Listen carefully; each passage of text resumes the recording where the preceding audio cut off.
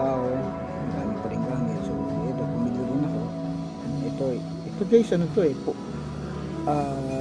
Toys for the Big Boys din to, yung mahilig mag-DIY. Mahilig kasi ako mag-DIY. Ngayon, gusto ito, bili ako pakikita ko sa inyo. Yan, Toys for the Big Boys, pantusok. Yan! Ito, kailangan ko, feeling ko, lagi nang dala eh. Kaya binili ko to kasi yung isang motor ko, yung motor ko kasi akong tubeless. So, hindi ko lang ginagamit yung isa ko ngayon na kasi matipid din. So, bumili ako nito para pag ginamit ko this 2025 mag-ayos ako ng motor, gamitin ko na. So, ito yung mga dapat nakalagay sa bag. Yung pang sikwat, ito. Para in case of emergency, meron pang bala tayo may deliver. So guys, ito yung mga kailangan natin, no? Toys for the Big Boys, lalo na sa mga mga bumabiyahe ba. Ako kasi bumabiyahe ako, motor, sa kotse. Ito maganda sa kotse ko. Pwede nilagay sa bag kasi pag natibo, ito.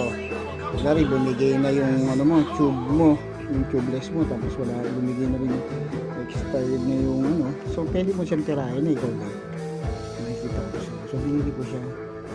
So maganda siya, Toys for the Big Boys talaga to, boys. Ngayon nabutas yung tubeless mo. Ganyan lang Brad.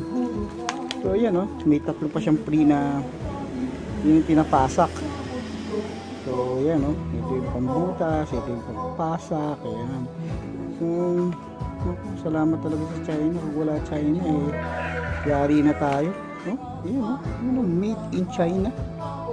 Grabe, galit tayo sa China. Pero silang bibigay ng mura lang to, parang kaya itong 50 plus to Pero pag nagpagawa ka sa vulcanizing, papalo ka ng 100 dito may ikot. Ewan ko lang ngayon magkano papasak sa tubeless. Kasi ngayon hindi ako tube yung gamit ko So isang motor ko is tube. So kasi magmamaliit na ako ng gulong.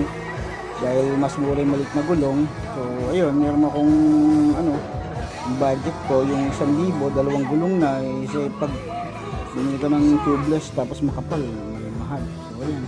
Tapos kung kayo mahilig mag-DIY at syempre ang emergency, mahilig kayo bumiyahe, may trabaho kayo para hindi kayo maabala, hindi na kayo sa tubeless kasi madali, hindi nang bababaklas bobombahin mo lang kuha ka na ng tubig, makikita mo na yung butas. Ito, sakalpak mo na yung guys, ganun lang, kada dito ganito yung guys.